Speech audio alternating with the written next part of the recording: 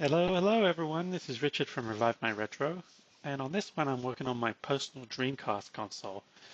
When I picked this Dreamcast console up for the first time from like a used market, I found that it would not keep the time and date, and I thought this was a pretty typical issue. The battery runs out, and you put a new one in, and it usually fixes that.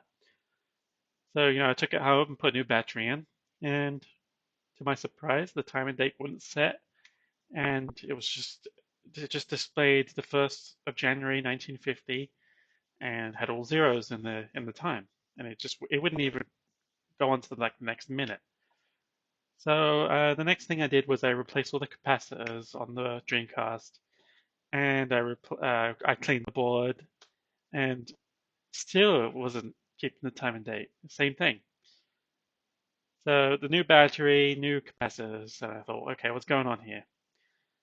So then I actually changed the clock crystal, thinking, hey, maybe the crystal's broken. It's not ticking because the crystal is not functional.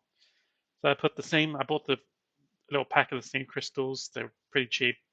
Changed the crystal and still the same. So then I checked the trace between one of the crystal's legs to the IC chip they hooked up to, and I realized that the one of them actually had a break in the trace. So I thought, oh gosh, this is probably the issue. So in this video here, I'm actually repairing that trace. So I'm basically putting a jumper cable in, and this is like a really thin stranded copper wire.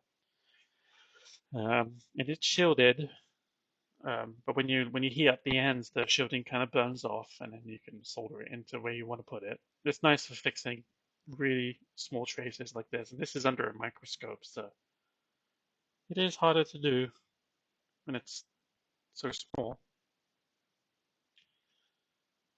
So yeah, basically just putting that new trace in. Here I'm just speeding up the video to. It takes some time to do this, and I like to take my time and do it properly. I mean, maybe it doesn't look the greatest, but hey, it worked.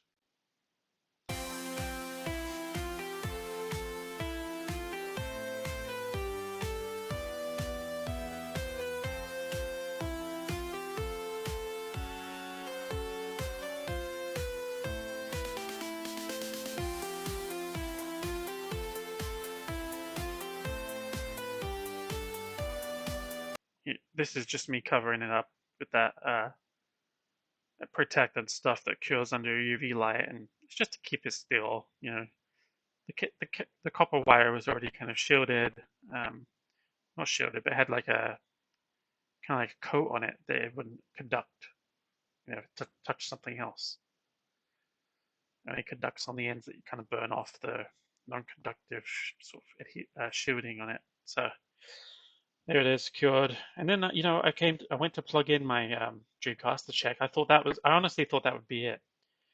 And I powered it up, and lo and behold, there I am setting the time and date. It still displayed the 1st of January 1950, and I'm like, oh, I thought that would be it. So I went back to the drawing board and I found the schematic online, and I looked, and you see pin 78, 79 there. I decided that I would check the voltage on that line, and uh, the part on the line there that I have circled right below the B.VCC, I checked and there was no voltage there. So I thought, okay, the clock isn't actually getting any power from the battery. So then I decided probably the best thing next to do was to try and figure out why the battery power wasn't reaching uh, pin 79 where it was supposed to. That's what would keep the time ticking and time going. I think the battery recharges itself. So if that connection's bad, then the battery, the whole thing, I guess, isn't going to work. Um, so then I went and I looked for the schematic for the other end, and this is where the ribbon cable comes in, where the battery is actually connected to the Dreamcast. So in this next screenshot that I'm going to pull up, this is the part where the ribbon cable connects, and on pin 2 is where that the battery voltage comes into the board. And where I put an X, I found out that yeah, the voltage was fine where the battery was coming in on the board, but there must have been a break or some damage in this line because I had to run another trace repair going from pin 2 to just past that X right there. And then later I realized, I checked and still I was getting voltage after those diodes there. But I still wasn't getting voltage at the chip where the time is stored and where it keeps the time. So where that pin 79 was. So I realized, that BVCC part there, I had to run another jumper cable up to the BVCC on the other end. And once I had done that, yes, it was getting the voltage it needed up on the other end, and the clock did start working. So somewhere along this line there was a break, and the schematic kind of doesn't tell you where the line goes. It's just like, okay, it goes to BVCC, and then you got BVCC on the other end, but you kind of don't know how it gets there. Looking at the board, I couldn't see. So obviously I just ran a jumper cable trace repair from that end to the other end, and yeah, everything started working. So for some reason there was something wrong with this line, and I don't know why it happened or what happened to cause that. But hey, time and date started working. So here, let me show you. I'll do a little video and then pictures of what my trace repair looks like. So right here you have my trace repair that I did on the top of the board, and this is from that pin 2 where the 3 volts come out. It was coming out at the top, not on the bottom. So I ran this wire from the top underneath to part of the line where it was supposed to go.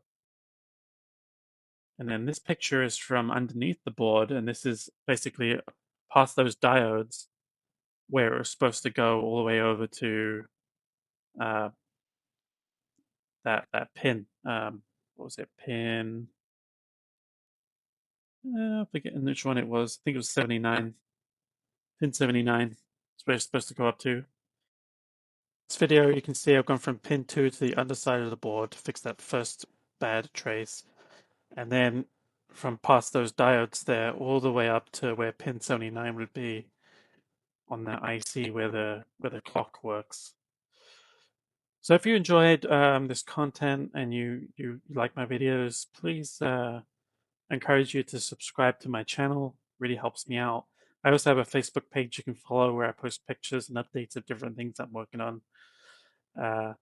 So yeah, thank you. I really appreciate your time watching this, and I hope someone out there finds it helpful.